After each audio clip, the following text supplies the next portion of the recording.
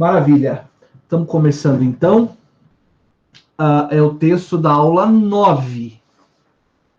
O texto da aula 8 era para vocês lerem e trazerem dúvidas, se houver.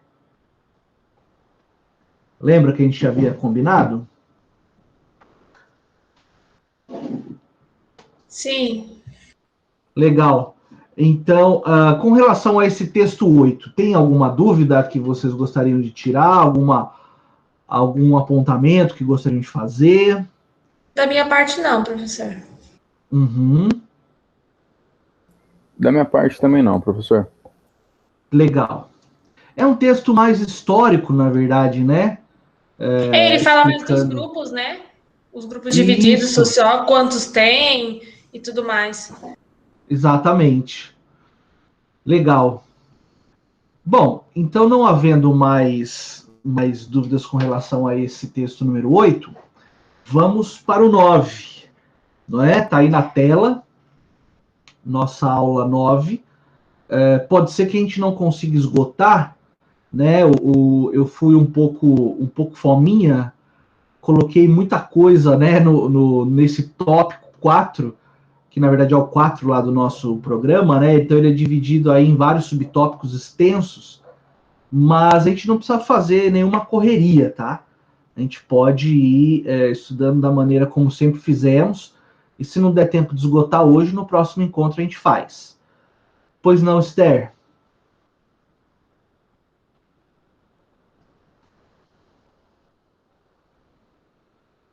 Tudo bem, então. Então vamos lá. Tá aqui, ó. O direito na teoria social contemporânea, principais abordagens e conceitos, né? Então, diferente de estudar os autores, como fizemos nos últimos encontros, hoje nós vamos falar de alguns conceitos importantes, né? Para a gente entender esse novo momento da sociologia aplicada ao direito. É claro que vez por outra, nós vamos falar, sim, de um autor ou outro, né? Por isso que foi bom até a gente ter feito aquela aula anterior. Então tá aí na tela, né? O primeiro tópico é o pluralismo jurídico, legalidade e legitimidade, né? A gente começa conversando sobre o pluralismo, tá? Que depois ele vai, claro, se ligar com a legitimidade e a legalidade. Pessoal, essa ideia de pluralismo jurídico, ela é uma ideia relativamente nova, tá? Dentro do panorama jurídico e sociológico. Por quê? Porque nós vemos cada vez mais a interação entre grupos, não é?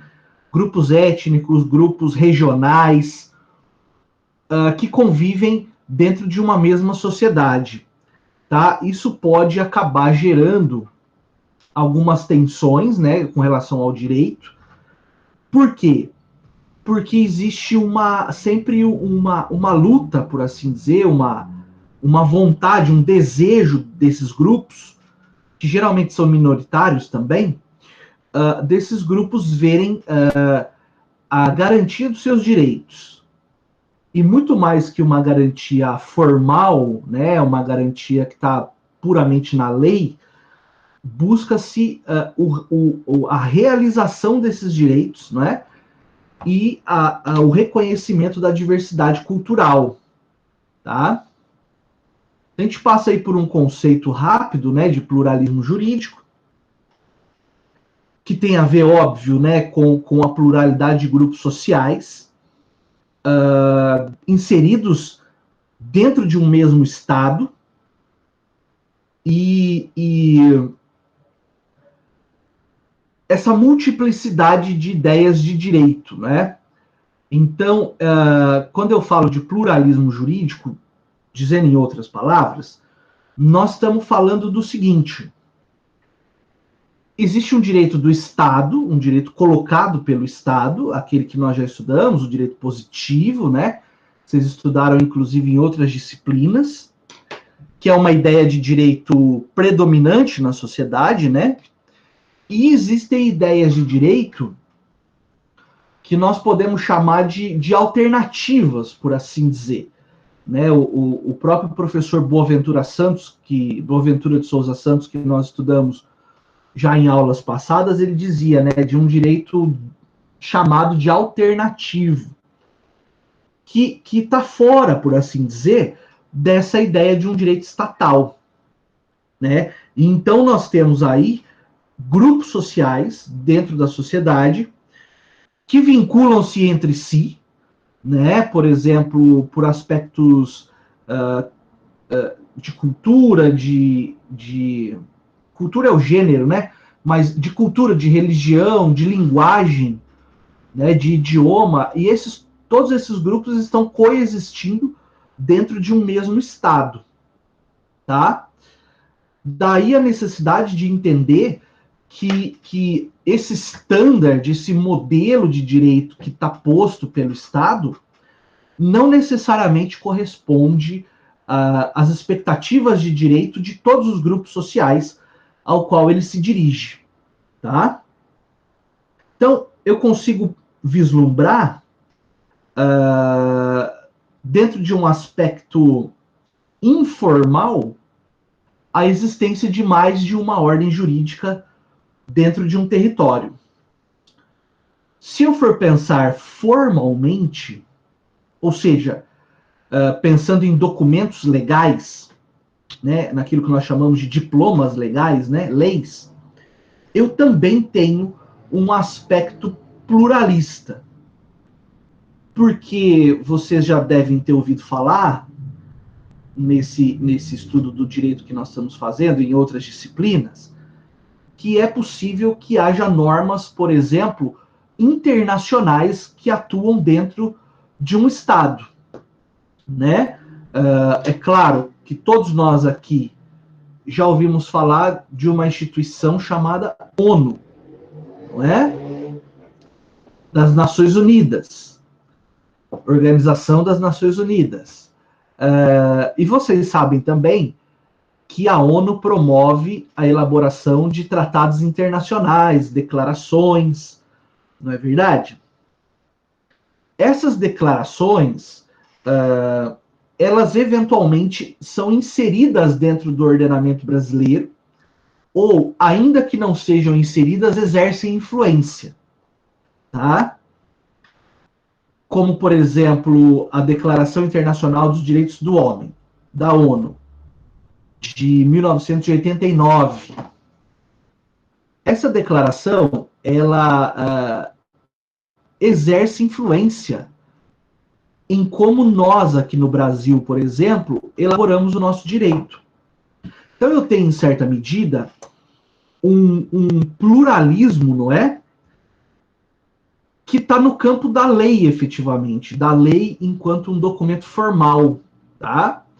Um outro exemplo de pluralismo que a gente pode encontrar nesse aspecto formal do tema é com relação aos sindicatos. Os sindicatos operam dentro do país, né? Porque existe legislação permissiva, mas dentro dos sindicatos existe também uma ideia de direito, que nem sempre é correspondida pelo Estado, né? Daí porque os sindicatos, enquanto representantes dos trabalhadores, né? Hoje em dia com menos frequência, mas no passado de forma mais comum, promovia greves, não é? No sentido de buscar melhorias para a condição de vida do trabalhador. Tá? Esse movimento perdeu bastante força, né, no cenário atual, no cenário contemporâneo, mas ele já foi muito mais forte há 20, 25, 30, 40 anos atrás, né? E por que ele perdeu força?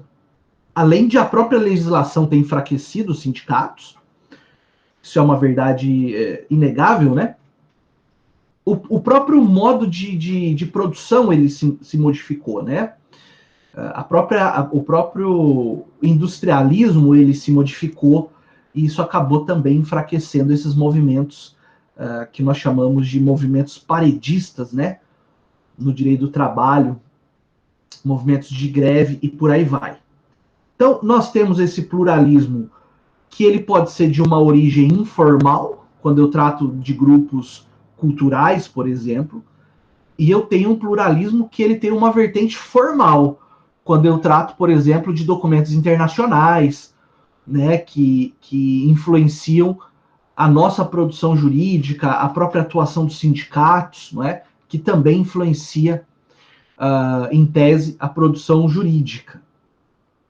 Então, veja, deixa eu colocar o slide no ponto aqui.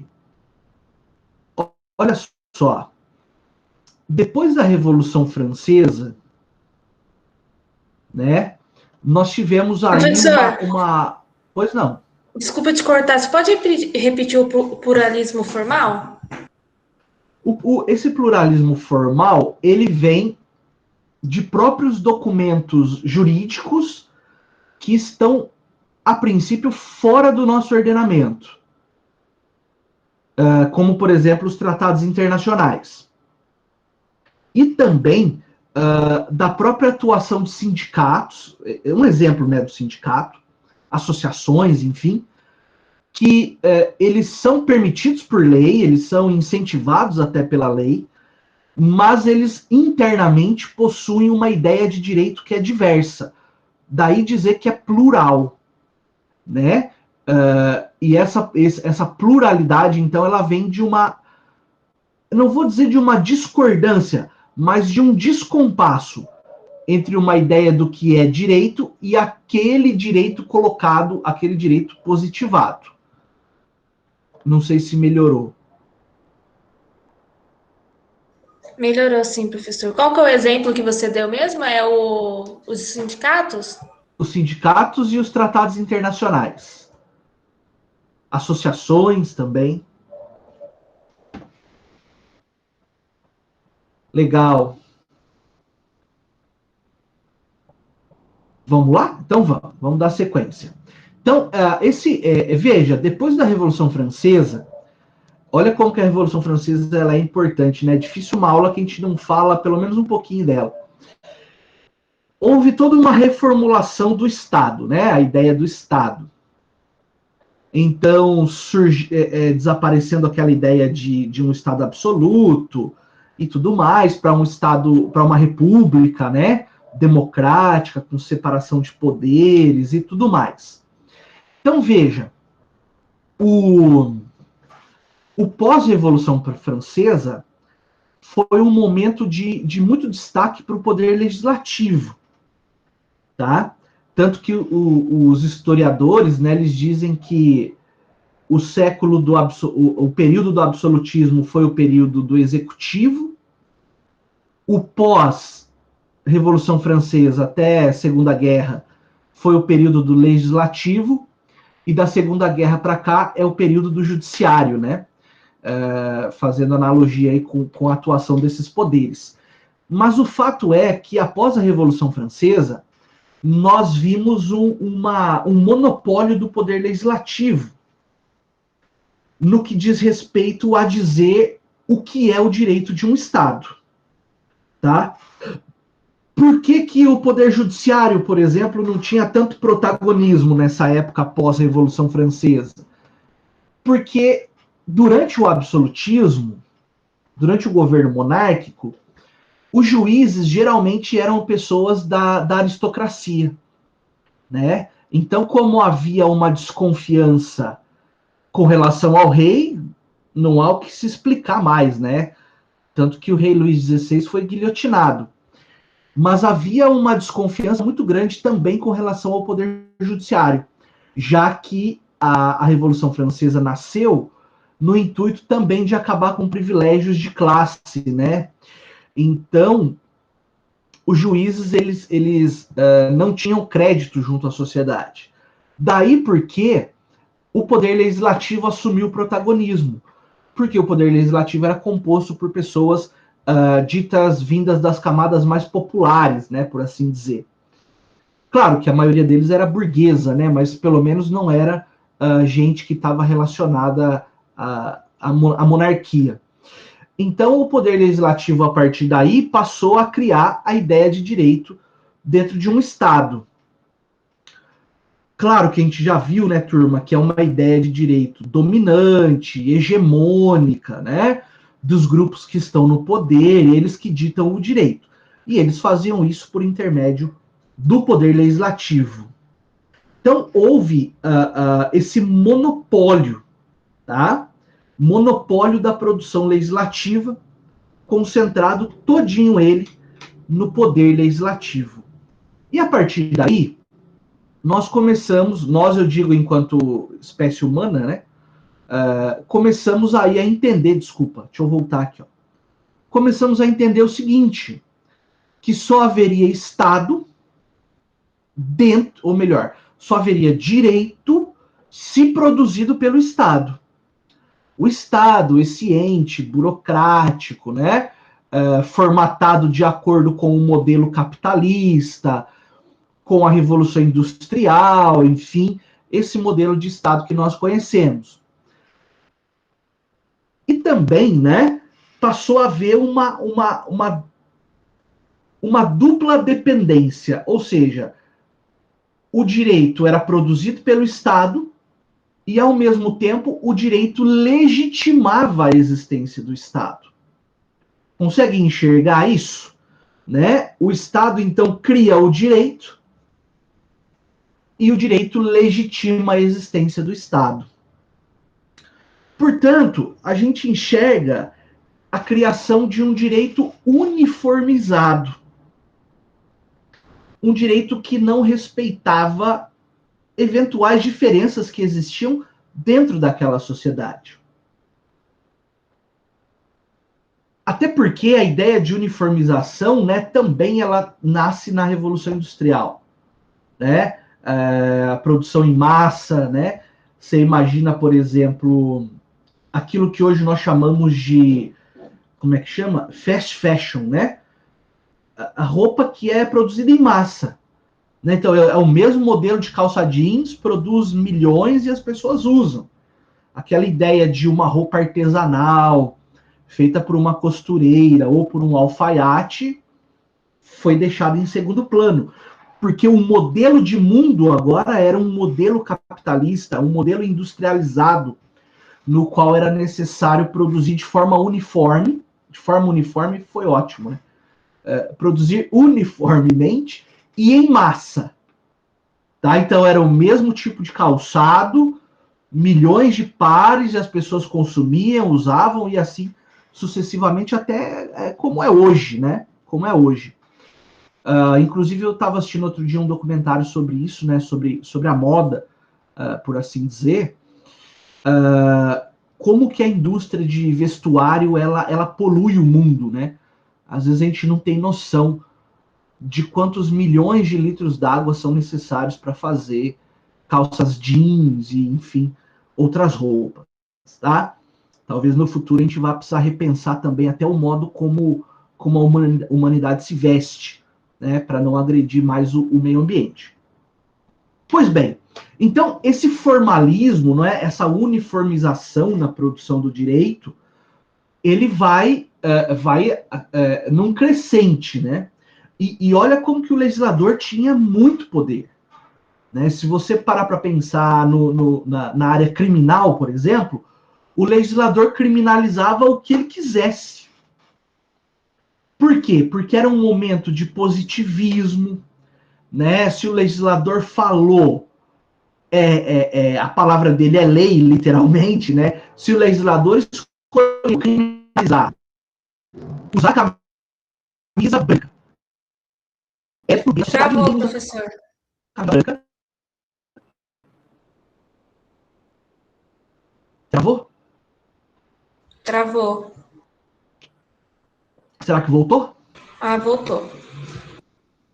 Legal. Então eu dizia do poder que o legislativo tinha, né? E inclusive criminalizar no passado, né, condutas absurdas. Né? Depois isso tudo, claro, passa por uma evolução. Quando chegamos no século XIX, nós vemos uma teoria muito aceita, muito importante também, tá? Para o direito evoluir enquanto ciência, que é essa aqui, ó, que eu tô marcando para vocês, ó. Que é aquilo que foi chamado de teoria pura do direito, do autor austríaco Hans Kelsen. Na verdade é Kelsen, né? Mas a gente fala Kelsen. Ele não vai ficar bravo. O que acontece? O Kelsen chegou... Obrigado, Giovana. O Kelsen chegou e disse o seguinte, lá nos idos de 1920 do século passado, tá? Ele chegou e disse o seguinte, olha, direito tem que ser uma ciência pura. Não sei se já ouviram falar dessa teoria. Se já me avisem que daí eu encurto a conversa. O direito tem que ser uma teoria pura, uma ciência pura. Ou seja, o direito não se preocupa com filosofia, o direito não deve se preocupar com sociologia, nem com política, nem com economia, nada disso. Isola o direito. Coloca ele dentro de uma redoma, protegido da influência de outras áreas do conhecimento. Isso representa um avanço, claro, até para que o direito possa se libertar de vez, né, de outras influências, mas também, hoje, olhando para trás, ele pode ser considerado, essa teoria pode ser considerada um retrocesso, né? Porque se nós pensarmos o direito hoje enquanto uma ciência social aplicada, ou seja, o direito só tem razão de ser no calor da sociedade, aquele direito de biblioteca, aquele direito que fica nos livros empoeirados, esse direito não serve para nada, tá? O direito, ele precisa estar no calor da sociedade, ele precisa estar aí no dia a dia da sociedade para o qual ele se dirige, né? Porque, do contrário, cria-se um abismo, cria-se uma distância entre o texto legal e a vida real. Isso não é desejável, tá? Mas só assim, fazendo uma ressalva, quem sou eu para criticar Hans Kelsen, né?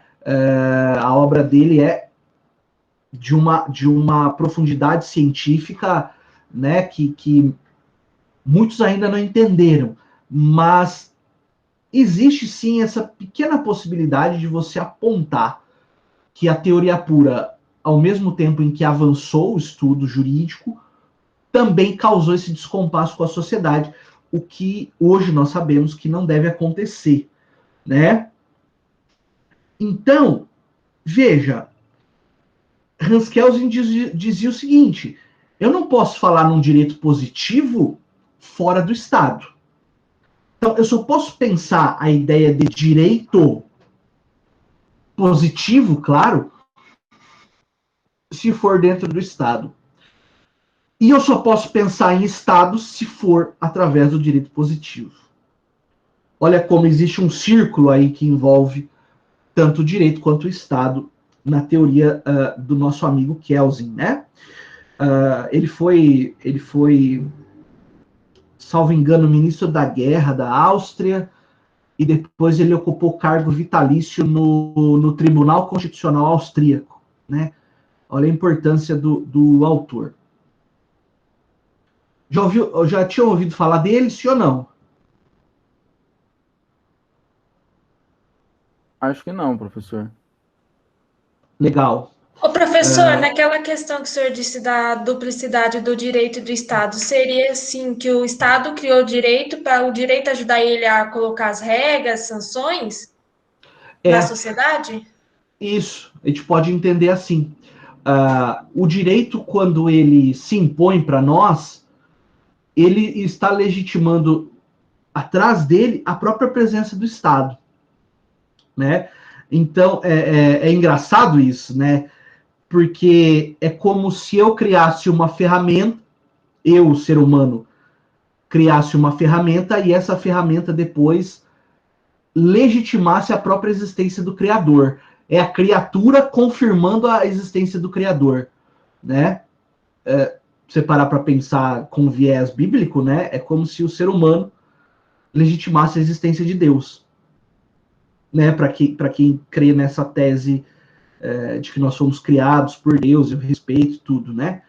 Então, se alguém dissesse assim, qual que é a prova que Deus existe? Aí você diria, olha no espelho. Você é a prova que Deus existe, porque você legitima a existência de Deus. Interessante, né? Porque quando... É basicamente assim, ó. Imagina um júri popular de um homicida.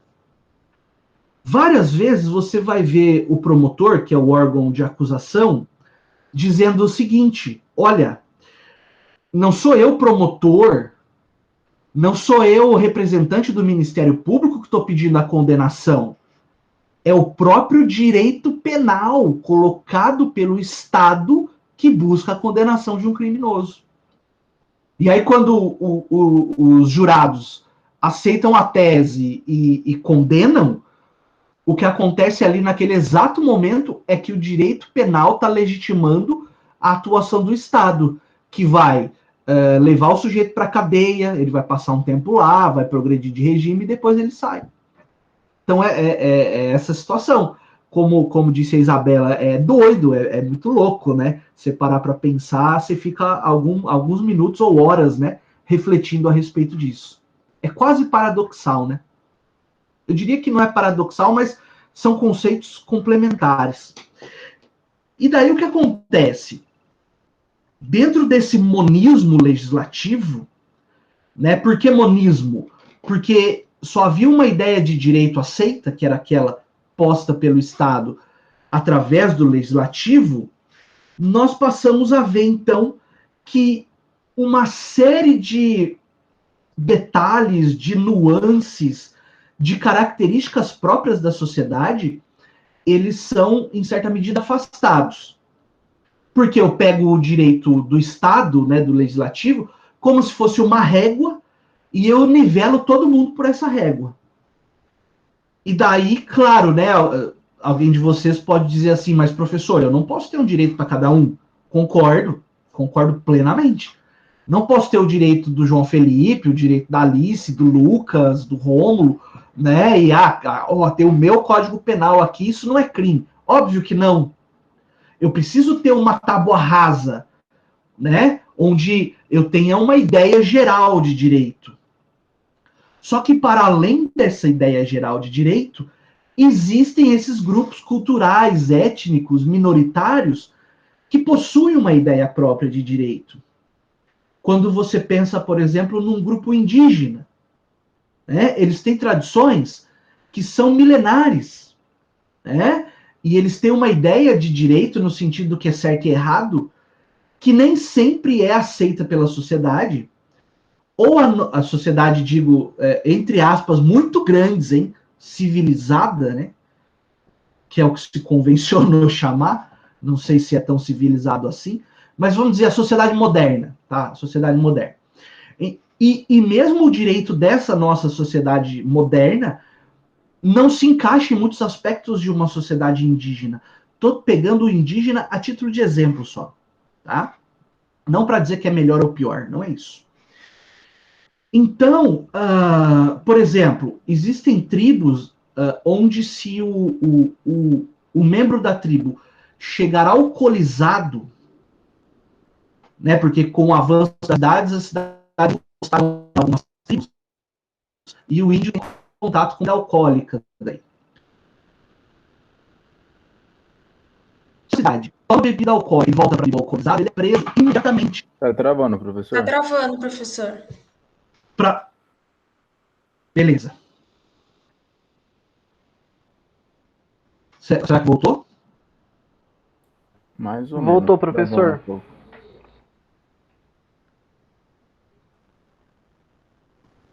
Vamos. Então, eu vou marcar aqui, já foi 2, né? Vamos ver quantas que vai dar hoje.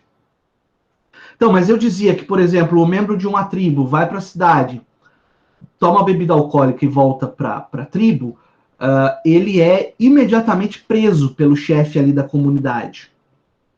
Né? E daí, nós aqui da sociedade moderna, poderíamos dizer, ô louco, mas ele só tomou ali uma bebida alcoólica. Como assim vai prender o sujeito? Veja, é esse tipo de conflito que nós estamos conversando. E aí, quando que isso começou a ficar mais evidente? A partir do século XX, especialmente após a Segunda Guerra Mundial, começou a desenvolver essa ideia de globalização, né? Que foi, inclusive, alavancada com a ideia de avanços tecnológicos na área da informática, né? Então, veja, quando nós passamos a ter um mundo globalizado, com fronteiras mais abertas, né? Nós passamos a ver, então, o fluxo de pessoas ao redor do mundo. Deixa eu ver, tá aqui, ó. A partir da metade do século XX, né? E por aí vai. Então, nós passamos a ver um fluxo maior de pessoas no mundo, as pessoas se deslocam mais, algumas por vontade própria, outras são forçadas, né? Quando você olha o exemplo dos refugiados de guerras, refugiados da fome, né, refugiados do terrorismo. E esses grupos, eles se deslocam para outros espaços geográficos onde já existe uma ideia de direito colocada pelo Estado. Só que esses grupos trazem a sua cultura, os seus modos de fazer e de viver, não é verdade? E mesmo dentro de um Estado, ainda independente de fluxo migratório, nós temos grupos que já estavam lá muito antes da própria formação do Estado, como no caso dos indígenas, dos nativos, né? Aqui nós chamamos de indígenas, na Austrália a figura dos aborígenes, nos Estados Unidos são chamados de indígenas também, e assim por diante. E como conciliar, não é, essas ideias? Veja, aqueles países que estão... Eu vou mexendo o slide aqui, porque eu não vou também ficar falando parágrafo por parágrafo, tá? A gente precisaria ficar aqui até as 2 da manhã. Tenho certeza que vocês vão fazer a leitura disso depois, na sua integralidade. Mas veja, dentro de uma ideia do capitalismo, né? Aqueles países que estão... Deixa eu ver se eu acho aqui. Aqueles países que estão no centro do capitalismo, eles tendem a ter menos problema, pelo menos até 10 anos atrás, menos problemas com a ideia de pluralismo jurídico. Por quê? A sociedade ela é mais ou menos uniforme, né? Por exemplo, na Europa, nos Estados Unidos, nós temos uma sociedade mais ou menos uniforme. Então, a ideia de um pluralismo, foi menos propício a aparecer o pluralismo naqueles lugares. Agora, os países que estão na periferia do capitalismo, e aí nós podemos incluir o Brasil, né, que é um país em desenvolvimento, nós temos aí um solo mais fértil para que haja o desenvolvimento de um pluralismo mais acentuado, tá? Por quê? Porque nos países centrais, por assim dizer, o Estado, até por questões econômicas e sociais mesmo, por eles existirem muito antes de nós, da periferia também, né? O Estado, ele consegue abarcar grande parte, quase que a totalidade, das necessidades das pessoas. Necessidades sociais mesmo, de saúde, educação, transporte, um salário digno, um trabalho digno. Então eu tenho uma presença social do Estado maior, né, que são chamados de estados de bem-estar social. Ao passo que na periferia, o Estado ele não consegue atingir a sociedade como um todo. Nós vivemos debaixo da presença de um Estado, mas muitas vezes esse Estado não chega até nós. Esse Estado não conhece as pessoas, os indivíduos que fazem parte dele.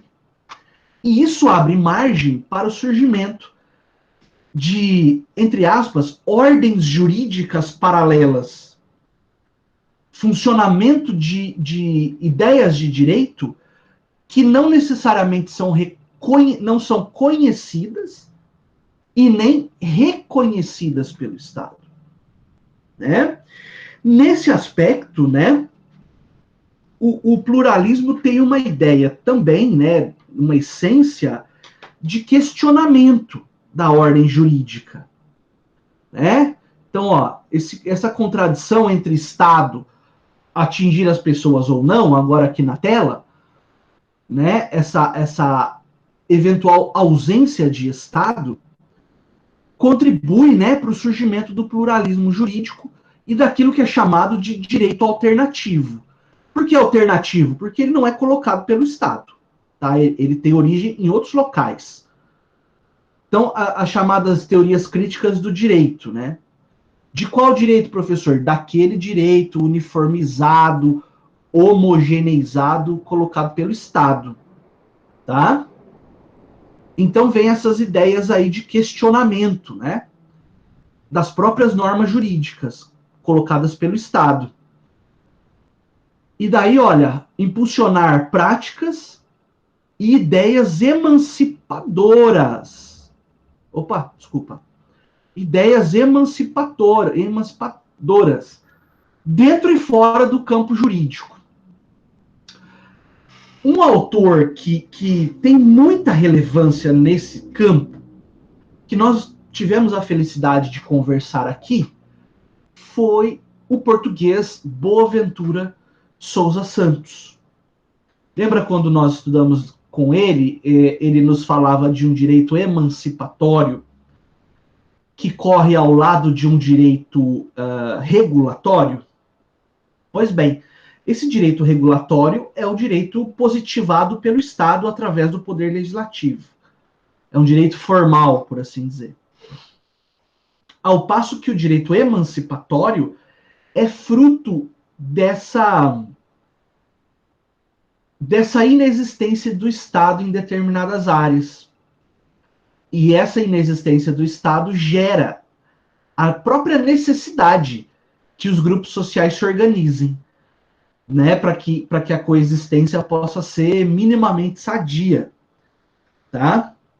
Então, nos últimos 20 anos, né, nós vemos aí, pode pôr um pouco mais, uns 30 anos, nós vemos esse desenvolvimento de um direito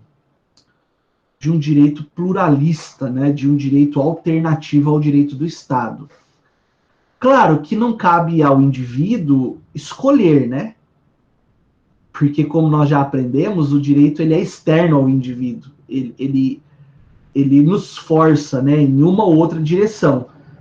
Então, não é alternativo no sentido de escolha, tá, turma? Ah, eu não quero me submeter ao Código Civil brasileiro. Eu prefiro aqui o meu grupo social que resolve as questões de direito civil de uma outra maneira. Não é isso, né? Ah, eu não quero me submeter ao Código Penal e por aí vai. Claro que não. Esse direito colocado pelo Estado, ele atinge todo mundo. Ponto. Ponto. Agora, o direito alternativo, esse direito paralelo, ele é mais direcionado para as nuances, para os detalhes, para as características daquela região onde ele está operando. Então, vamos com um exemplo, eu acho que fica bacana. O professor Boaventura Souza Santos, ele desenvolveu um estudo, aqui, ó, vou pôr centralizado para vocês, ó, aqui, ó. Ele desenvolveu um estudo nos idos dos anos 70, aqui no Brasil, tá? Um trabalho de campo inédito, que foi desenvolvido na favela do Jacarezinho, no Rio de Janeiro. Tá? Ele deu o nome de Passargada, porque quando o estudioso de sociologia ele faça um estudo de campo, ele altere o nome do local exato, né? Do local real onde ele está estudando. Por exemplo, quando o professor sociólogo inglês Norbert Elias, ele fez um estudo de campo na cidade de Manchester, só que ele deu um outro nome, né? Ele deu o nome, não era Manchester propriamente dita, era nos arredores de Manchester, e ele deu o nome de Winston Parva. O quê? Para quê? para que os habitantes não fossem expostos, né, e tudo mais. Mas depois a gente acaba descobrindo, depois de publicado o trabalho. Então aqui foi feito um estudo no Brasil, né, com relação a um direito alternativo, um direito paralelo, que existia, claro que de forma informal, né, eu não tinha lá o Código Civil da favela do Jacarezinho, mas existia informalmente um direito vigente naquela localização. Tá? Justamente para quê que se dá origem a esse direito paralelo? Ora, para solucionar problemas, não é, que acontecem ali naquela localidade e que não recebem a atenção do Estado. É basicamente isso. Então, veja que a presença do direito, ou seja, regras mínimas de conduta, eles são inerentes à existência em sociedade. Né? Não tem lá, fala o professor Reinero, que com muita propriedade ensinava isso, não é? Vocês já devem ter visto em Antropologia do Direito, ibi societas, ibi ius. Né? Onde eu tenho sociedade, eu tenho direito. E dentro desse parênteses que eu estou fazendo, pouco importa se é um direito feito pelo legislador, de terno e gravata, dentro de uma sala com ar-condicionado, ou se é um direito que nasce ali da necessidade de resolver problemas, né? Tanto um quanto o outro tem a sua razão de ser, que é manter a sociedade minimamente organizada. Alguém levantou a mão? Eu, professor. Pois não. O direito alternativo, então, ele é, de certa forma, autônomo? Tipo assim, sem influência do Estado? Sim. Exatamente. Então, Ele tende a ser autônomo. Olha que interessante, Aurélio. Ele é autônomo, não tem influência do Estado, e ele tem força coercitiva, no sentido de que aquele que descumpre sofre sanções. isso, entendi, professor. É claro que gera... Pois não. Não, eu não ia falar nada. Ah, sim.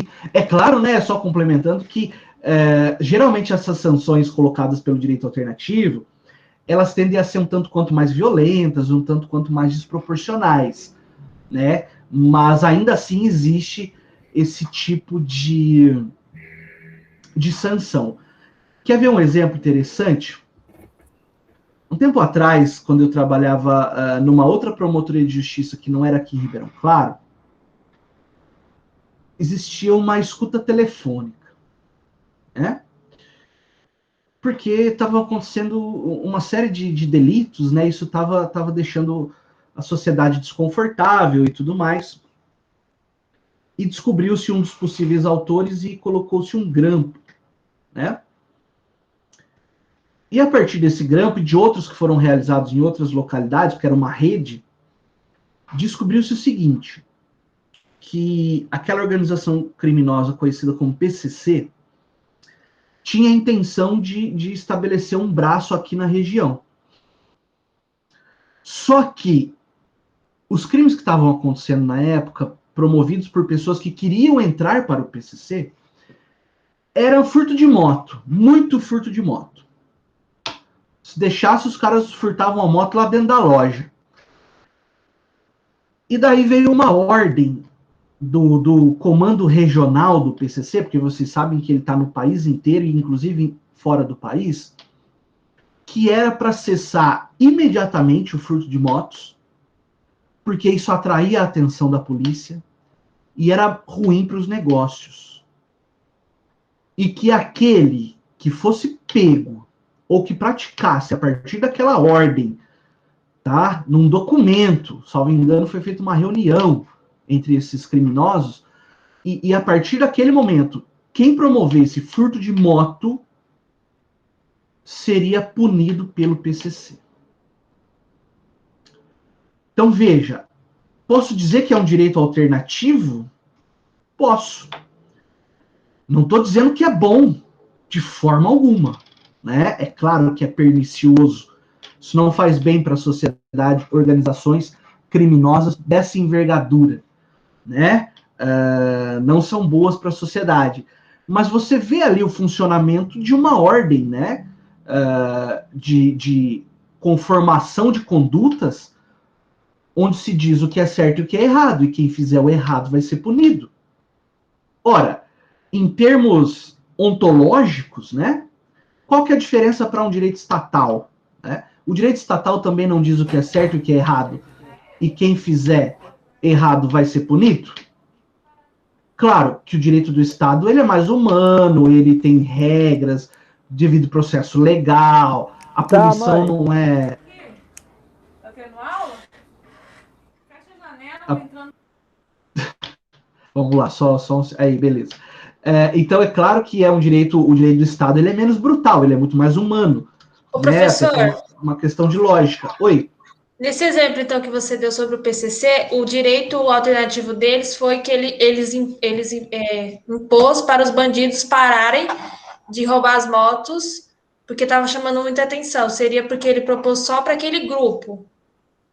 E o Exatamente. estatal, não. O estatal, ele gera para toda a sociedade. Seria isso? Isso, exatamente. Claro que furtar uma moto, tanto para o direito estatal eu tenho uma proibição, quanto para o direito alternativo. Mas a diferença é no campo da formalidade, né? No direito estatal eu tenho um processo legislativo formal, no direito alternativo eu não tenho esse processo legislativo, né? Geralmente ele é fruto de uma decisão de alguém que possa exercer poder dentro daquela comunidade, né? E também, como eu disse, com relação à severidade das penas, né? Então, claro que o Boaventura Souza Santos, ele também analisou essa parte não... que está fora da parte criminosa, né? Criminal. Ele analisou, por exemplo, momentos nos quais havia ali na favela, hoje nós chamamos de comunidade, né? Por exemplo, conflitos por um terreno. Tem um terreno lá e alguém chegou e construiu. O outro diz, não, mas não podia ter construído porque era meu. Mas ninguém tem papel de nada, ninguém tem documento nenhum. Né? Até porque são ocupações, infelizmente, irregulares, né? Que também dá um outro estudo, o processo de favelização do Brasil. E a partir daí, como é que nós vamos solucionar esse tipo de problema? É preciso ter uma norma, né, pré-estabelecida, de preferência, que diga que, olha, quem edifica no terreno acontece isso, quem é dono do terreno tem que fazer aquilo, e assim sucessivamente. Então, esses conflitos que se passam na comunidade do Jacarezinho e em tantas outras comunidades do país, não necessariamente nós estamos falando de tiro, de roubo, tráfico de drogas, não é isso. Né? Eu tenho ali, por exemplo, o acesso a serviços de gás, de TV a cabo, energia elétrica, água encanada, né? Que são todas necessidades humanas. E isso precisa, em certa medida, ser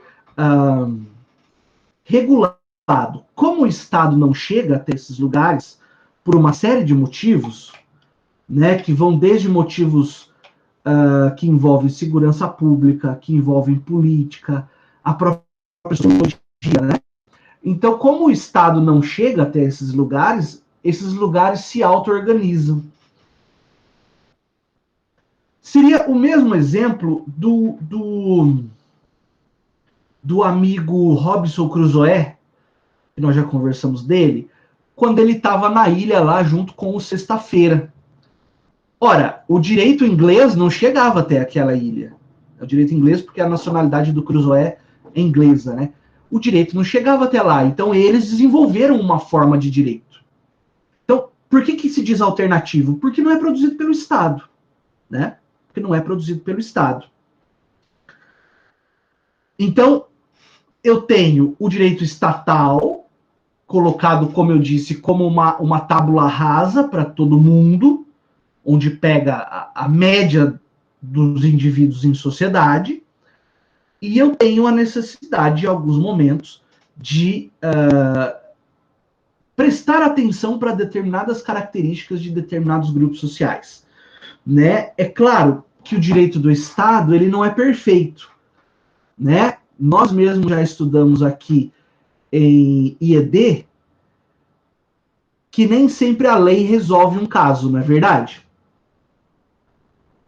Nós não aprendemos lá a aplicação da analogia, dos costumes e dos princípios gerais? Sim ou não? Sim. Artigo 4º, salvo engano, da lei de introdução. Isso é não vou dizer uma confissão, né, porque não é um erro, mas isso é uma admissão do próprio direito formal do Estado. Nesse artigo 4º da lei de introdução, a lei, né, o texto legal é como se a lei fosse uma pessoa, só para entender. E essa pessoa, a lei, dissesse, olha, eu não sou perfeito. Vai chegar horas que eu não vou conseguir resolver os problemas que vão aparecer perante o Poder Judiciário. Mas eu tenho aqui 3 primos, ou primas, muito bacanas, que são a analogia, costume e os princípios gerais do direito, e eles vão me ajudar. Então, quando eu pergunto assim, existe lacuna na lei? Vocês têm que responder sim. Agora, quando eu pergunto, existe lacuna no direito? Aí vocês têm que responder que não. Porque eventual furo na lei será resolvido pela analogia, costumes e princípios gerais. Então, esse direito do Estado, num primeiro momento, nós constatamos que ele não resolve todos os casos. Isso é ponto pacífico, ele próprio diz, enquanto lei, né, enquanto texto legal. E, além disso, esse direito do Estado, ele é elitista. Né? Elitista. O que quer dizer isso? Ele é um direito excludente. E aqui nós podemos retomar, inclusive, as ideias de Marx a respeito, e nesse aspecto ele está corretíssimo. Né? É um direito excludente, ou seja, que promove divisões sociais. Tá? Então, essa atuação de um direito puramente formal, né, que revela o interesse das classes dominantes, nós temos aí o contraste entre o mundo formal do direito e o mundo real. Essa frase aqui, ó, é do ministro, ex-ministro do STF, Sepúlveda Pertence. Ele dizia o seguinte, ó, o pobre só tem acesso à justiça como réu. Isso é uma constatação ao mesmo tempo simples, e eu diria que chega a doer de tão simples, né? Queria que fosse mais complexo, mas é de uma simplicidade que nos perturba, né? E é uma verdade inegável no atual modelo de direito do país. Tá? Vocês vão estudar, se já não estiverem estudando, finalidades da pena, né? E daí vocês vão ver lá, uma das finalidades da pena é ressocializar o criminoso. Virou até clichê isso, porque eu falo em todas as bancas que eu participo, que trata de direito penitenciário e tudo mais, mas eu gosto de repetir. Também nem lembro se é original minha, mas como é que eu posso ressocializar alguém que nunca teve contato com o Estado socializador? Ele só teve contato com o Estado punitivo. Né?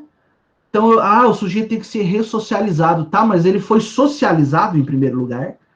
Digo, teve acesso à educação de qualidade mínima, alimentação, transporte, moradia digna, né?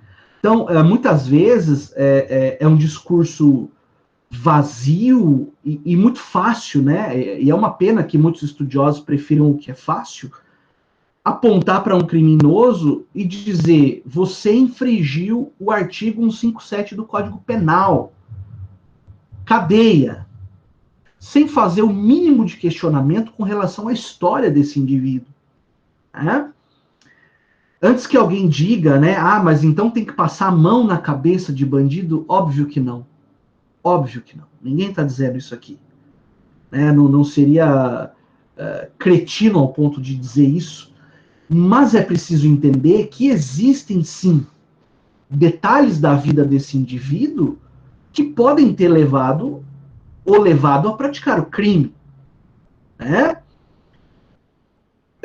Resumindo, dizer que uma pessoa não traz consigo uma história, não é negar a própria existência do ser humano.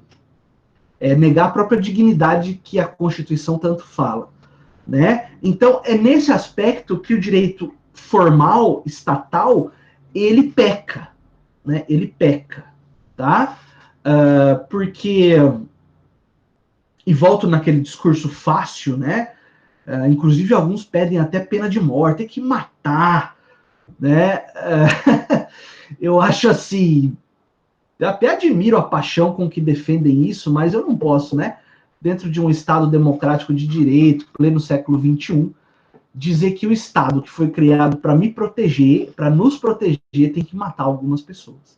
Ô, professor, né? Nessa questão que o senhor falou que tem que ver a história da pessoa que comete o crime, com a professora de antropologia, a gente viu um documentário daquele ônibus 147. Bárbaro. E mostra a história do Sandro antes dele estar cometendo aquele crime, que ele não teve nenhuma assistência, que perdeu a mãe muito jovem. Então, essa questão de analisar a história do réu, eu acho que é importante também. Por que ele fez aquilo? Então, vocês vão chegar logo já no direito penal. Eu falo muito de penal, né? Daí você fala, mas você é professor de civil e sociologia e só fala de penal. Mas é onde estão os exemplos que eu acho que mais chamam a atenção da sala nesse momento do estudo. Vocês vão chegar lá num estudo que é chamado de teoria da co-culpabilidade. Co-culpabilidade. É do professor Eugênio Raul Zaffaroni, né, que é um argentino, estudioso de direito penal, um dos maiores da modernidade. E ele diz, só para a gente poder seguir, né, para vocês fazerem o link com esse filme aí do ônibus 147. O Zaffaroni diz o seguinte: olha, nós vivemos numa sociedade excludente, onde o ter é mais importante que o ser, onde as pessoas só têm valor pelo que têm, onde todos os indivíduos são pressionados a ter as coisas, mas nem todos têm os meios para ter as coisas. E aí, você vai e pega um sujeito lá de 19 anos de idade, de uma classe miserável da sociedade, mas a mídia fala para ele o tempo todo que ele tem que ter um tênis Nike. Ele não tem instrução, ele não consegue emprego. Qual que é a solução que ele arruma para responder a esse mandado da sociedade? Através das propagandas, da publicidade, que também dá outro ano de estudo, né? Ele põe um 38 na cintura, espera alguém passar com o Nike e rouba o Nike. E aí, como é de dever. Tá travando, professor. Tá travando.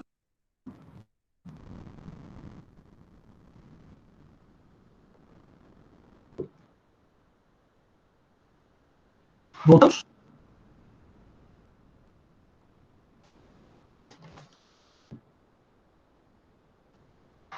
Alô, alô?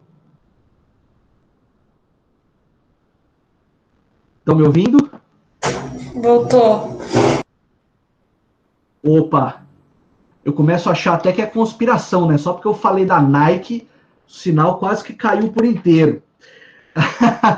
Mas então eu dizia, o sujeito vai, ele é praticamente empurrado para praticar uma conduta dessas, né? De roubar o tênis de alguém. E a partir daí, a hora que ele roubou, ele cai naquele caldo comum, naquela cova comum.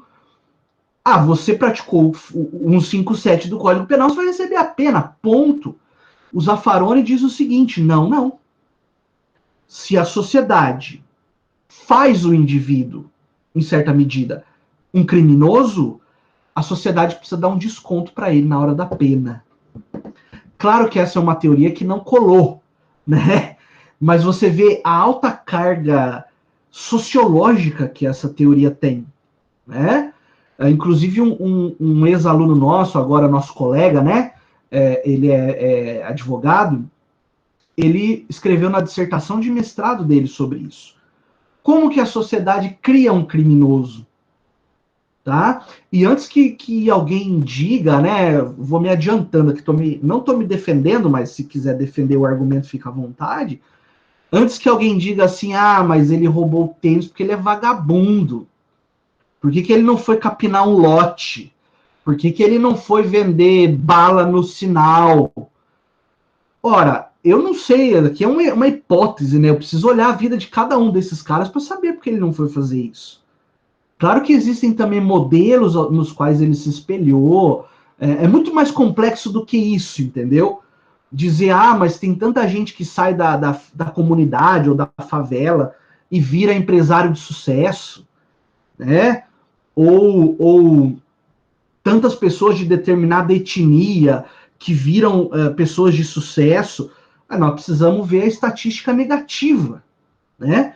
Porque enquanto eu tenho nessa mão um Neymar Júnior, jogador de bola, super talentoso e bilionário, quantos não Neymar jogadores de bola passam fome hoje? Né? Então, antes que você lance um argumento de meritocracia ou de que poderia ter conseguido por outros meios, a gente precisa analisar num contexto mais amplo, tá? Só assim para que vocês entendam que eu não estou fazendo apologia ao criminoso, não é isso. O Código Penal está aí para ser seguido, porque a partir do dia que a gente não seguir mais o Código Penal, a sociedade está lascada, é a última linha de defesa que nós temos. Mas, por outro lado, eu acho importante que nós tratemos o direito penal de uma forma um pouco mais afinada com a sociologia, né? Porque, do contrário, nós vamos sempre tratar pessoas diferentes de forma igual. E isso nós sabemos que é uma injustiça, né? Então, só fazendo uma defesa assim minha agora, pessoal, de que eu não estou fazendo apologia nem a crime e nem a criminoso, longe disso, tá? Eu acho que todos eles devem ser punidos. No entanto, é preciso entender, talvez, os motivos, né, os porquês. E daí a importância da sociologia, da criminologia, da vitimologia, né, e ciências auxiliares do direito, tá? E também para a gente não cair num equívoco que o direito penal vai salvar o Brasil, entendeu? Não é isso. O direito penal não vai salvar país nenhum em nenhum lugar do mundo. O que vai salvar um país é acesso ao mínimo de dignidade para existir, enquanto ser humano, tá? Então, veja, dentro dessa ideia de pluralismo jurídico, nós temos verdadeiros choques culturais, tá? Deixa eu colocar aqui para você. Choques culturais, não é? No qual o direito, o direito não consegue, né? Aqui, ó. O direito não consegue solucionar, o direito do Estado não consegue solucionar boa parte desses choques culturais.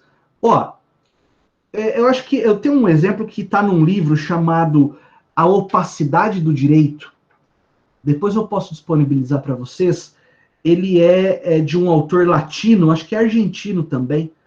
Acho que ele é chamado Carlos Carcova, ou Carcová. Agora a pronúncia eu vou me desculpar. Mas esse livro chamado A Opacidade do Direito, ele traz um caso muito interessante. Houve uma migração, há algum tempo atrás, para os Estados Unidos, de pessoas oriundas da Nigéria. Então as pessoas saíram da Nigéria e se alocaram nos Estados Unidos. Aqui, se foi legal, migração legal ou ilegal, isso pouco importa. O fato é que essas pessoas estavam lá. E o que acontece? Na cultura nigeriana, existe um ritual, agora eu não me lembro o nome específico, mas ele é assim, ó. Quando a mulher, então menina, né, atinge a sua primeira menstruação, significa que ela se tornou mulher, para eles, lá para a cultura deles, o ritual era cortar o clitóris dela, né? E isso era feito lá, deve ser feito até hoje na Nigéria, e esses nigerianos que moravam nos Estados Unidos também adotavam essa prática. Só que o que acontece? Geralmente era feita sem nenhuma asepsia, né? De forma que muitas meninas pegavam infecção. Bom, essa região genital, ela é por natureza super sensível, né? E pegavam infecção e acabavam falecendo. Ora, se você olhar para o direito norte-americano, como o direito ocidental como um todo, esse ato é classificado como lesão corporal gravíssima, não é? E muitos dos pais, dos parentes da menina que ficava doente, não levavam até o hospital com medo de ser punido pelo direito do Estado. Então, olha que interessante. Claro que a conduta não é interessante, mas sim o choque, né? Eu tenho o direito da tribo ali, do grupo, que permite uma prática dessas que, a nossos olhos, pelo menos aos meus olhos, é algo inconcebível, é algo brutal, né, que beira a loucura. E o direito do Estado norte-americano punindo isso como lesão grave. Daí eles praticavam o ato sob o direito deles, dava errado porque a adolescente passava mal, ficava doente e morria, e eles não levavam essa morte até o Estado, ou a menina doente até o Estado, só com medo do direito formal. Olha que um descompasso aí, né? Não encaixa o direito da tribo, por assim dizer, do grupo, e o direito do Estado. Mas é claro que isso chegou, né, até as raias da polícia e depois, por conseguinte, até o Poder Judiciário. E qual que era a defesa daqueles que praticavam, que efetivamente faziam ali a incisão, né, o procedimento de cortar? Eles diziam assim, olha, mas na minha cultura isso não só é aceitável, como as próprias meninas querem se submeter para que possam pertencer ao grupo. Porque aquelas que não passam por esse ritual devem ser excluídas do nosso grupo. Então, eu estou só cumprindo a tradição do meu povo.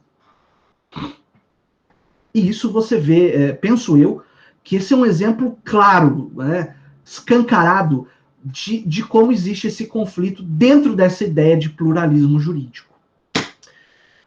Pois bem, qual que foi a solução que o direito norte-americano deu? Isso chegou na Suprema Corte, tá? E a Suprema Corte, então, passou a decidir o seguinte: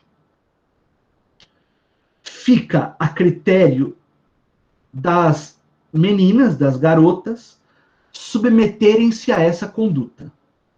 Caso elas manifestem o desejo de participarem do ritual, essa cirurgia, é uma cirurgia, né? Essa cirurgia deve ser realizada em um hospital, às custas, claro, dos membros do grupo. Porque eu garanto, então, o respeito à cura, ao mesmo tempo em que eu garanto condições de higiene mínimas necessárias para que essa pessoa que for submetida a esse tipo de cirurgia não acabe morrendo por uma infecção. Ficou claro esse exemplo, turma? Sim, eles respeitaram a cultura deles, mas também impôs que não se fizesse em casa para garantir o bem-estar. Eu acho que foi adequado até. Me parece que dentro das balanças da justiça, né, houve algum equilíbrio. E também foi determinado que não fosse compulsório. Só aquelas meninas que desejassem fazer parte do ritual. Né? Então, o que acontece ao final e ao cabo, uma constatação que nós podemos fazer a partir dessa pergunta, né? Qual pergunta? O direito, ele pode intervir na cultura? Ou deixa do jeito que está? Né? Aqui a pergunta. Ó. O direito deve interferir em práticas culturais arraigadas de um povo? Me parece que essa decisão da Suprema Corte, ela está dentro de uma razoabilidade, respondendo que, sim, o direito pode interferir em práticas culturais, desde que não aniquile essas práticas. O direito deve interferir, talvez no sentido de conformar essas práticas e tornarem-nas mais seguras ou mais condizentes com uma ideia de dignidade humana, né? Rapidamente, vocês já ouviram falar também de um povo, de uma tribo que existe na África, agora eu não vou me lembrar do país, tá? Peço perdão. Mas eles têm o hábito, eles são conhecidos como o povo crocodilo. Eles têm o hábito de fazer marcas na pele com uma lâmina, porque quando a pele cicatriza, ela fica parecendo as escamas de um crocodilo, né? A carapaça, a pele de um crocodilo. E é um documentário, a gente fica chocado, né? A gente fica, não diria chocado, mas talvez admirado, né? O que é a cultura e como ela é diversificada. Então, esse ritual, ele começa quando aí são os meninos.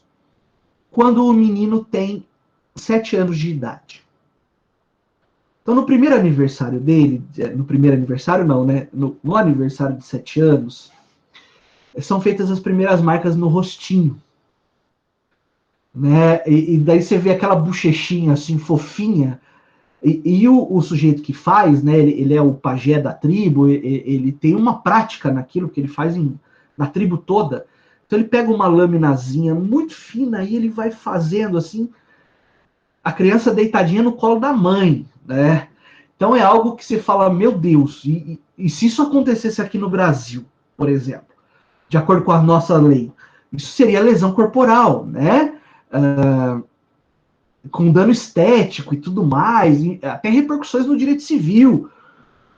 Mas o garoto que não participar disso, e esse ritual ele vai até os 18, quando é feito as costas inteiras, né? Se ele não participar desse ritual, ele também tem que ser expulso da tribo. Agora, você quer ver o raciocínio contrário? Quando aquele jogador famoso, né, o jogador inglês de futebol, David Beckham, ele teve aqui na América do Sul, acho que foi até no próprio Brasil, salvo engano, acho que ele veio com o Ronaldo Fenômeno, e vocês sabem que ele é todo tatuado, né? Os braços, as costas, e ele foi até uma tribo indígena. E para ver que é uma via de mão dupla, né? O que a gente pode achar que é o fim do mundo, eles também podem achar com relação a nós. E daí os índios passavam a mão assim na tatuagem para ver se a tinta não saía. E daí ele explicou lá, né, o intérprete, que aquilo estava impregnado dentro da pele dele. Não ia sair, não adiantava lavar. E daí o índio perguntou, por que você fez uma coisa dessas? Qual que é o sentido de você injetar tinta dentro da sua pele com desenho? Veja, não é porque nós aqui tem aparelho celular e 5G que nós temos um monopólio, não é, do que é certo e errado. Longe disso. Né? São choques culturais.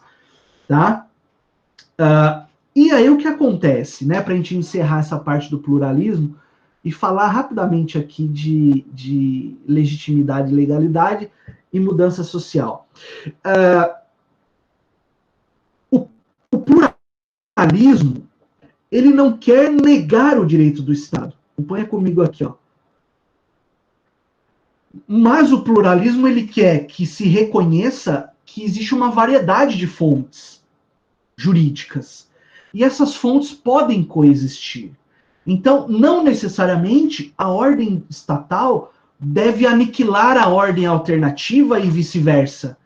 Elas podem coexistir e até, por que não, acontecer a incorporação do direito dito alternativo no direito legal, que é o que a Suprema Corte norte-americana fez, naquele exemplo da incisão, né, nas meninas da tribo, ou do grupo social. Então, o ideal seria que o direito estatal conseguisse enxergar e reconhecer esses dados característicos de determinados grupos e, a partir daí, regular especificamente esses grupos.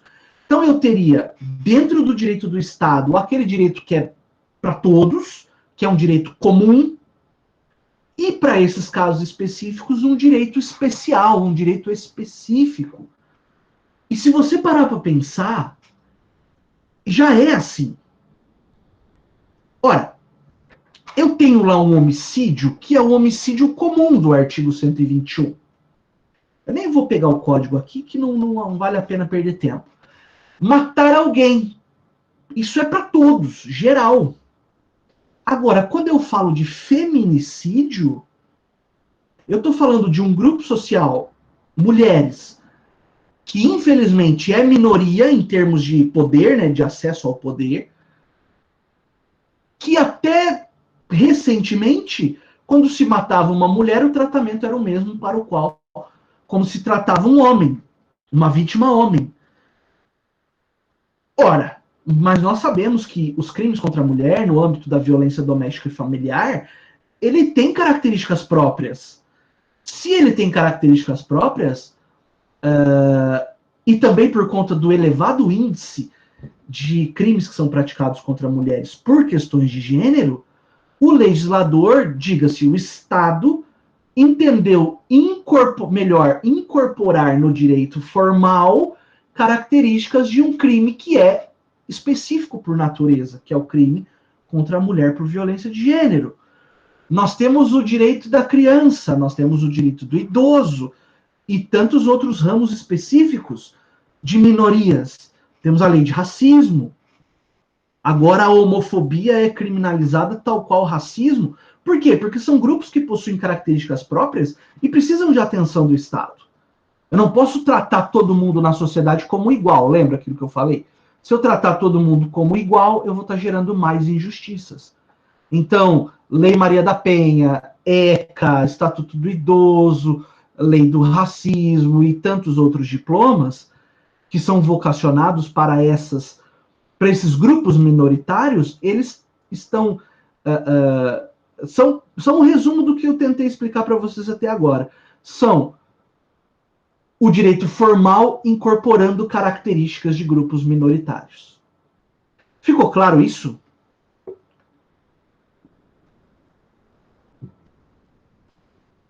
Vocês estão aí? Sim, ficou claro. Sim, professor. Legal. Sim. Obrigado. Obrigado pelo feedback. Legal. Agora, passando adiante, então, já que nós entendemos essa ideia toda de pluralismo, nós temos esses outros dois conceitos, né? Muito bacanas também de se trabalhar. É claro que eu acredito que vocês já devam ter visto isso com um pouco mais de profundidade em IED, mas a gente retoma, tá? Os conceitos de legalidade e de legitimidade, né? Quando eu falo de legitimidade, e aqui nós vamos lembrar do nosso amigo Max Weber, né? Max Weber. Eu tenho duas ideias básicas. O direito que é legítimo é aquele que convence a sociedade. No sentido de que a sociedade aceita esse direito e o segue. Então, o exemplo que está aqui no material, você deve estar com ele aí, eu vou colocar no exemplo. Aqui, ó. Que é com relação ao hábito de usar capacete. né? Hoje nós sabemos que é lei. Mas, apesar de ser lei, imagina, né, uma pequena cidade na qual os condutores não tenham, aqui faltou o M, hein, desculpa, não tenham o hábito de usar o capacete.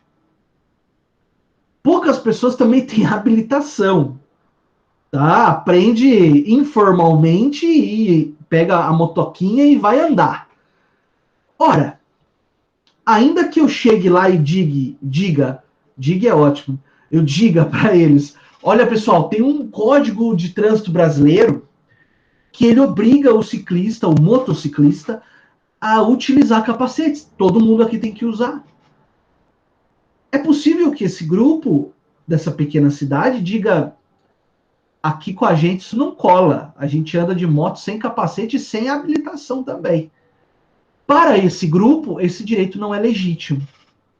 Tá? Gera um problema enorme, porque eu tenho uma norma positivada que não é seguida. Né? Qual seria a solução para fazer essas pessoas seguirem? A imposição de sanções. Não tem outro jeito, né? Porque vocês sabem que a pena ela é pedagógica também, né? Tá? Então, essa é uma ideia de legitimidade. Quando a sociedade se convence de que aquele direito é bom, deve ser seguido, eu tenho um direito legítimo. Quando a sociedade rejeita aquele direito, eu tenho como ilegítimo. Só assim um exemplo mais grotesco ainda. Imagina que o legislador dissesse, claro, a partir dos trâmites formais, né, e tudo mais, mas saísse uma lei assim: a partir de hoje é proibido usar calça jeans no Brasil. E quem usar vai ter que pagar uma multa de R$ 1.000 a cada vez que for pego de calça jeans. Vocês acham que alguém vai deixar de usar essa calça? Muito provável que não, né? Então esse direito ele seria ilegítimo porque ele não convence a sociedade. Daí a importância da pesquisa sociológica prévia à elaboração da lei. Porque daí a lei vem afinada com o desejo da sociedade, ou próxima do desejo da sociedade. Né? Por outro lado, eu tenho o conceito de legalidade. Deixa eu voltar aqui, porque eu precisei mexer por causa do exemplo. O conceito de legalidade, aí o Weber explica, né, que essa legalidade é porque a lei passou por um processo de criação, né, um processo burocrático que é advinda daquela dominação racional que nós já estudamos anteriormente. Então, para dizer assim, olha, essa lei, desculpem a redundância, né? Essa lei é legal, ou seja, essa lei é válida. Ela deve ter passado por um processo legislativo que está lá na Constituição Federal a partir do artigo 59, né? Tenho todos os trâmites, vocês vão estudar em constitucional no momento oportuno, né? Mas eu tenho qual é a Câmara e Senado, onde que uma lei começa a ser discutida, depois ela vai para onde, quanto tempo demora, quais são os prazos. É um processinho mesmo. Isso vocês vão estudar depois. Mas o Weber dizia então que para eu afirmar uma lei válida, uma lei legal, né, ela deve ter sido produzida de acordo com os trâmites previstos para tanto dentro do aparato burocrático, né? Então, professor, mas a lei ela foi feita, por exemplo, e ela contrasta com uma outra lei superior a ela hierarquicamente. Então, essa lei é ilegal, né? Não, agora essa lei que eu estou falando, ela foi feita de acordo com a Constituição e ela obedece tudo que está escrito lá, bonitinha. Então, essa lei é legal, né? É legal. Legal não no sentido de bacaninha, né? Mas legal porque observou todos os trâmites previamente dispostos para isso. Legal? Podemos ir adiante? Sim. Então vamos que vamos. Vamos com tudo. O segundo tema que eu quero conversar com vocês é o tema do direito e mudança social. Né? Esse aqui é um pouco mais rápido, tá? Porque nós já conversamos dele, ainda que de forma oblíqua, né? Tangenciando aí o tema. Ó, nós já sabemos que, conforme Durkheim nos ensinou, o direito é um fato social. Tal qual é a religião, a moral, a família, enfim, outros mecanismos de controle. Então, veja, o direito enquanto um fato social, ele tem que estar atento à evolução, à mudança pela qual a sociedade passa. A sociedade, ela está em constante movimento, ela é dinâmica, né? Às vezes ela evolui ou às vezes ela involui, né? Às vezes ela volta alguns passos na sua caminhada. E o direito precisa estar atento, não é? Para sempre poder acompanhar esse caminhar da sociedade. Então, eu tenho, claro, um contraste entre a realidade social e a realidade jurídica. De forma que o direito ele não acompanha para e passo a sociedade. O direito ele sempre está um pouquinho atrasado com relação à sociedade. Tá? Então, é quando nós dizemos assim, a sociedade caminha e o direito engatinha atrás, né? Tentando pegar esses fatos sociais e regular. Né? Um exemplo claro disso é o que acontece com a questão do uso de drogas. Né? Até a Lei 11.343 de 2006, o usuário e o traficante eles recebiam um tratamento praticamente idêntico do direito. Existia uma lei anterior que equiparava traficante e usuário. Ora, nós sabemos que no mundo dos fatos são pessoas diferentes, que praticam condutas diferentes com objetivos diferentes. Né? Então veio a Lei 11.343, que reformulou esses conceitos. Não que o usuário não receba uma punição, ele recebe, mas ele não é punido mais com pena privativa de liberdade. Trocando em miúdos, o usuário de drogas, ele não é punido com cadeia, ao passo que o traficante é. Né? Na verdade, o uso da droga não é crime, né? Não tem como você punir o uso, mas o que você pune é a posse da droga para uso, né? Tá? E como que eu vou saber se o sujeito é usuário ou se o sujeito é traficante? A lei tem as respostas, eu não vou fazer esses aprofundamentos aqui. Mas isso é uma amostra de como os conceitos evoluíram, conceitos sociais, e o direito necessitou acompanhar essa mudança de conceitos, né? Tá? Então, existe uma necessidade de flexibilização, no sentido de que o direito ele não pode ser engessado, né? O direito não pode ser aquela estrutura rígida que não muda de jeito nenhum. Porque, do contrário, como também é dito pela doutrina, nós teríamos os mortos governando os vivos. Não é isso que nós queremos. Nós queremos que os vivos governem os vivos. Né? Se eu pegar conceitos anacrônicos, né, e fazê-los imperar em sociedade, nós vamos estar tornando aí a nossa geração refém de gerações passadas. E não é isso que o direito nem a Constituição quer. O direito e a Constituição querem que cada geração se autogoverne. Tá? Isso dos mortos governarem os mortos foi dito lá no constitucionalismo norte-americano. Né? Não se pode permitir que um conceito passado, já superado, continue vigente. Quer ver um exemplo? Mais um. Até alguns anos atrás existia um crime chamado de adultério. Né?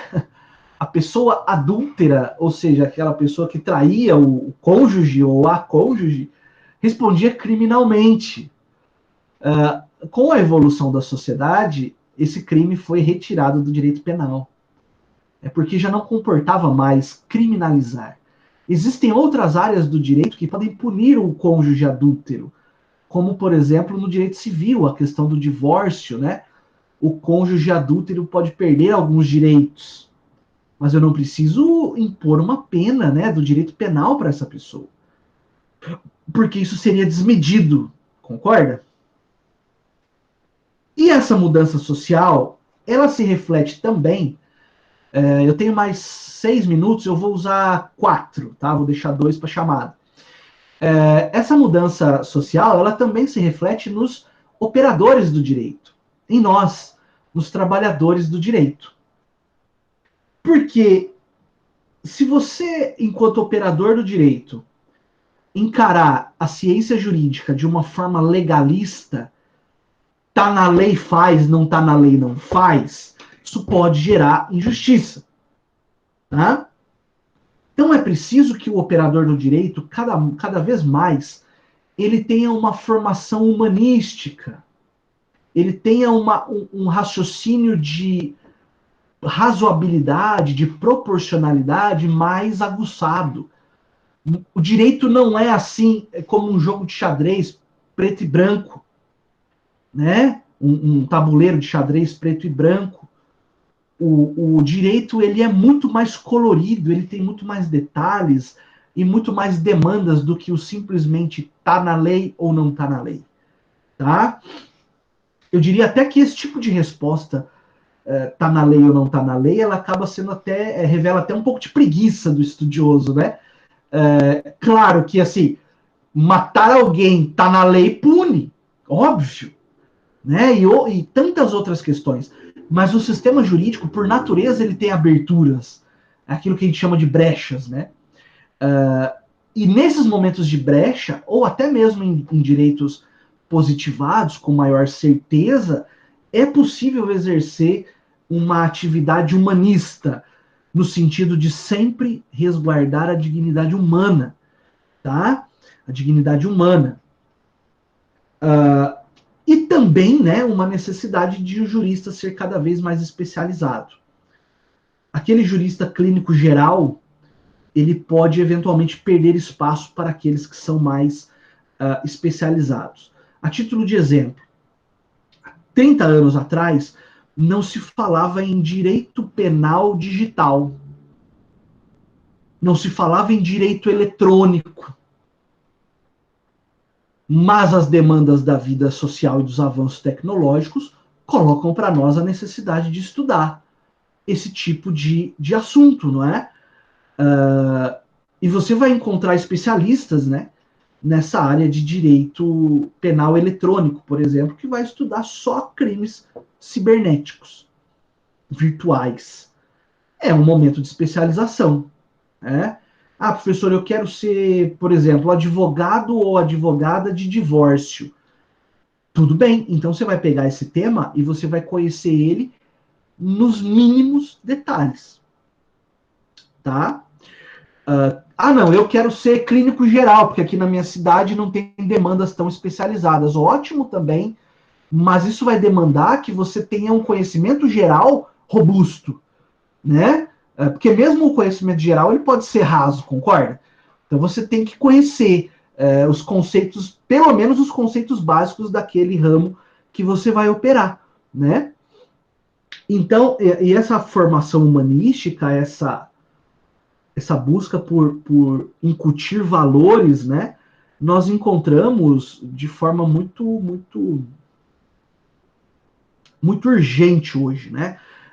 Como é que eu vou desenvolver uma cultura humanística, professor? Eu acho que existe uma palavra que resume tudo. Ter empatia, né? Ter empatia, né? Colocar-se no, como os americanos dizem, né? Colocar-se no calçado do outro, né? Aqui nós falamos colocar-se no lugar do outro. E enxergar o outro enquanto um ser humano, né? Pouco importa como ele está vestido, ou quais as posses que ele tem, antes de mais nada, ele é um ser humano e merece respeito. Eu acho que a partir daí, tudo fica muito mais fácil na vida profissional e até na vida pessoal, né? Pessoal, espero que vocês tenham gostado, tá? Desse nosso encontro.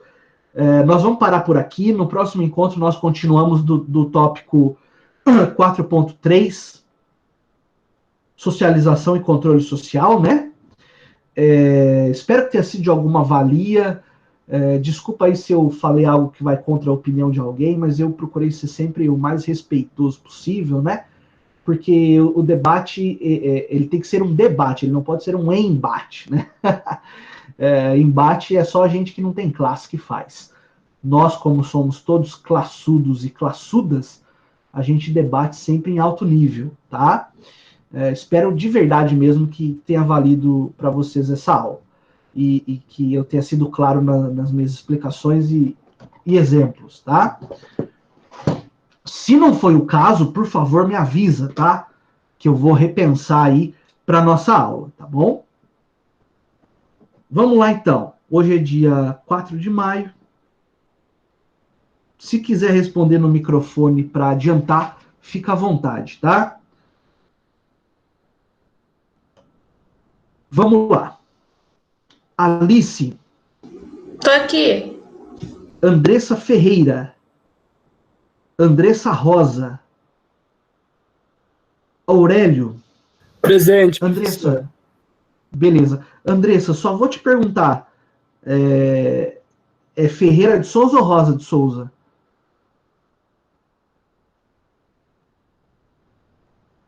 Já foi? Não tem problema. O Aurélio tá aí. Bianca Ferreira, né? Obrigado. Bianca.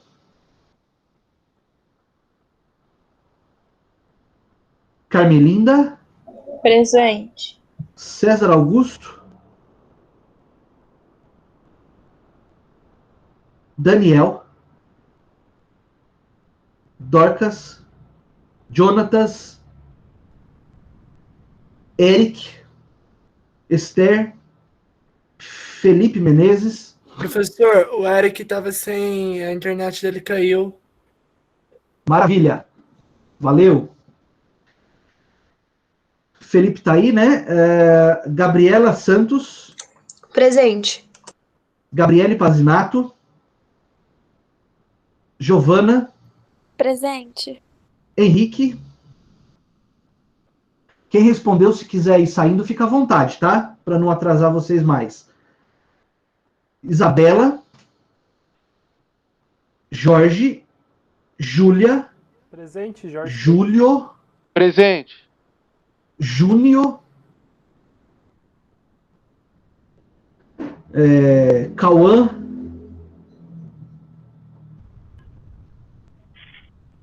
Marquei, Bianca. Laiene. Presente. Larissa Sutério. Presente. A Iene tá aqui, professor. Desculpa, a Laiene, né? Tá. Isso. Agora Larissa Moraes. Leonardo Justo. Lívia Azevedo. Lucas. Maria Antônia. O Lucas, ele Professor, passou mal. Presente. o Enzo, ele passou mal. Beleza. Maria Eduarda Vieira. Maria Eduarda Oliveira. Maria Eduarda Silva. Presente. Maria Eduarda. Valeu. Maria Eduarda Ferreira. Presente. Valeu. Maria Helena. Presente. Marina Alves. Presente. Nicolas. Presente. Paulo. Tô aqui. Rômulo. Tô aqui.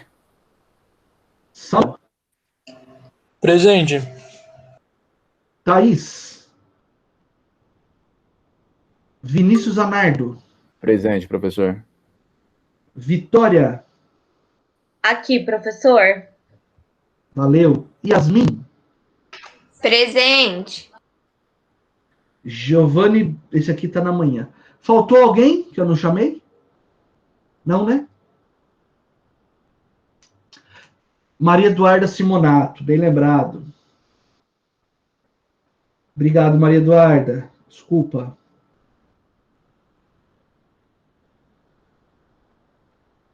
Valeu, turma. Boa semana para vocês. Boa noite e até a próxima. Obrigado pela presença.